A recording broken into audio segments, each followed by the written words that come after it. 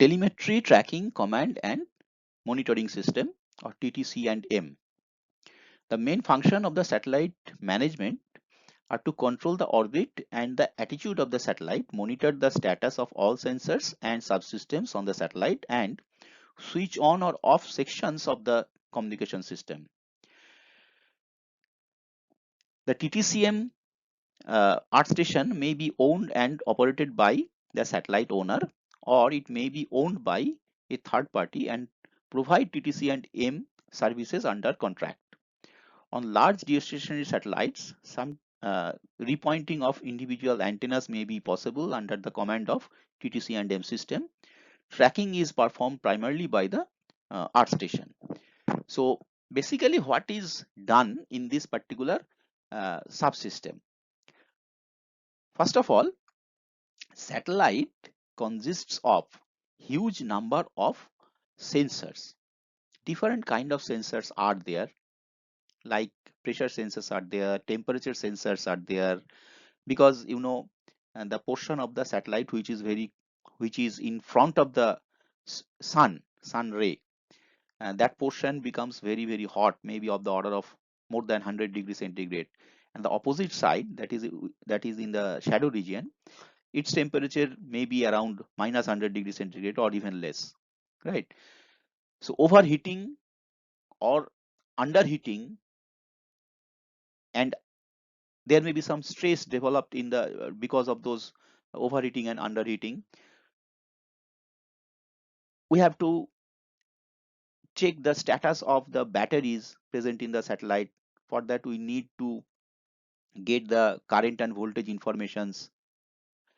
So lots of sensors are present on the satellite body, and each time, rather every time, we require to check those data, those informations, whether there is any problem or not, right? And based on that, we have to take necessary action, right? And for that, we need this particular system. So basically, this system is used to maintain the satellite in its position and to observe whether there is any problem in the satellite or not, and if there is any problem, then how to rectify it. Some automated systems are there in the satellite, are present in the satellite, but sometimes it happens that that system may not be able to decide what to do, right?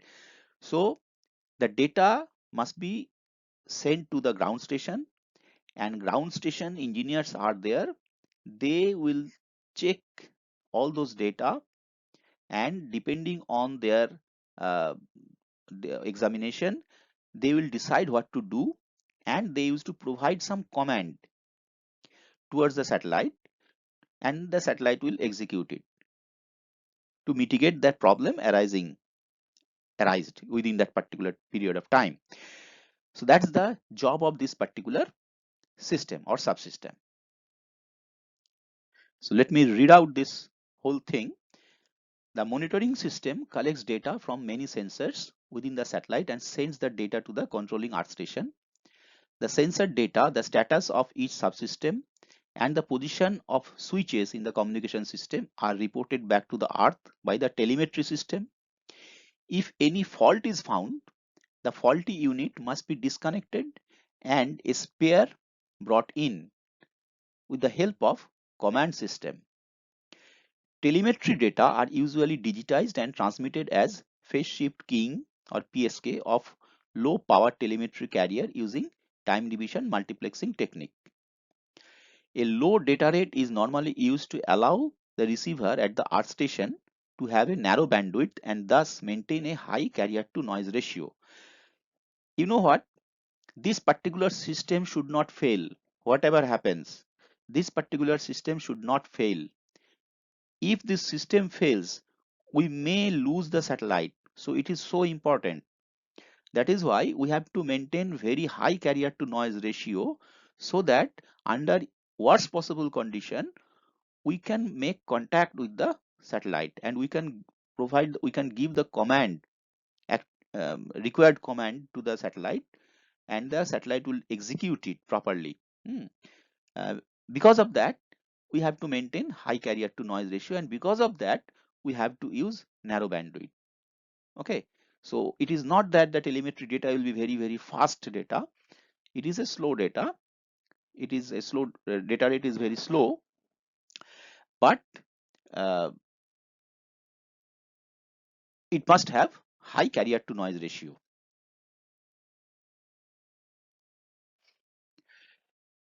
Now let us understand tracking. See, velocity and acceleration sensors on the satellite can be used to establish the change in orbit from the last known position by integration of the data, right? The earth station controlling the satellite can observe the Doppler shift of the telemetry carrier or beacon transmitter carrier to determine the rate at which range is changing. Together with the accurate angular measurements from the earth station antenna, range is used to determine the orbital elements. We have already discussed the orbital elements. We need 6 orbital elements to locate a particular satellite orbit. So this particular technique is used to determine those orbital elements and to check if there is any problem or not. Active determination of range can be achieved by transmitting a pulse or sequence of pulses to the satellite and observing the time delay before the pulse is received again. So these are few techniques used uh, in the tracking system, and, and the tracking system tries to track the satellite. That means the satellite should not be we should not lose the satellite in space, right? We every time we have to keep track on it, and for that we have to uh, understand the current position, exact position of the satellite, whether it is changing its um, position, whether it is drifting away from the ground station or not. All these things must be monitored properly, otherwise the system may crash. That means we can lose the satellite. Now suppose we found some issue, right?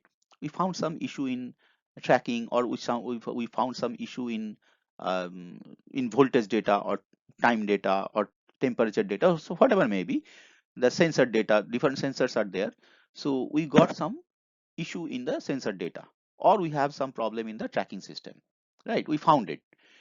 So what will happen now? The command system will come into the picture. So the command system is used to make changes in attitude and correction to the orbit and to control the communication system. During launch, it is used to control the firing of the apogee kick motor and to spin up a spinner or extend the solar sails and antennas of a 3-axis stabilized satellites. Actually, the antennas in current days, they are actually folded in uh, folded actually, and in the sky it actually opens up. Okay, so you have to provide some command to do it. The command structure must possess safeguards against unauthorized attempts to make the change to the satellite's operation, and also against uh, inadvertent operation of a control due to error in a received command. That means suppose we have given some command to fire a particular motor, right? Unfortunately, due to large distance, the command will pass a very large distance, right? And under that condition, there may be some error present in the system. Error may be detected. That means the detected command will be is in error. So instead of firing, say, first motor, it may happen that the command will try to fire the second motor, right? Which is completely undesirable, right? So what happens uh, for command?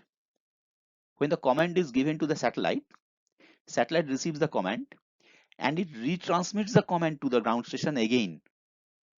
for confirmation.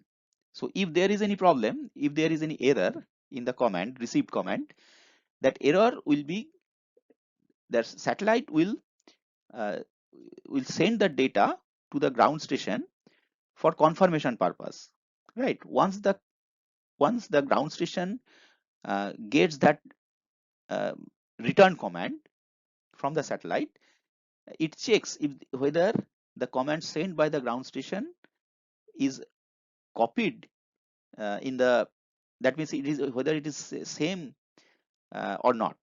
Ground station will decide, and based on that it will provide the confirmation, that means execute the command, and then only that particular command would be executed, right? And this particular kind of system is obviously a little bit slower, but it will avoid any kind of um, unwanted error situation. Instead of firing one motor, if you fire another motor, so it will be disastrous. Now, during the launch phase and injection into geostationary orbit, the main TTC and M system may be inoperable because of the satellite does not have the correct attitude or has not extended its solar sails, right?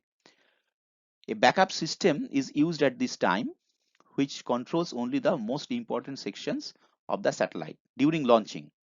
Okay, during launching, this particular system will not work properly. We have already said that TTC and M is used for maintenance purpose. So launching is not a part of the maintenance job. After launching, maintenance system will come into, will take its action, and it will be activated, right? So this is the basic block diagram of this telemetry and monitoring system or subsystem. So basically the satellite is there, and the satellite will transmit its uh, the data, the sensor data, all the other data using is separate TTC and M antenna.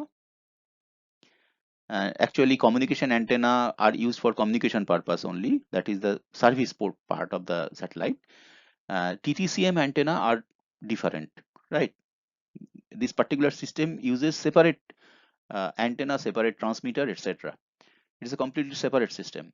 So it transmits the data, and the ground station will receive the data with the help of receiver antenna. Then it will be divided into two parts.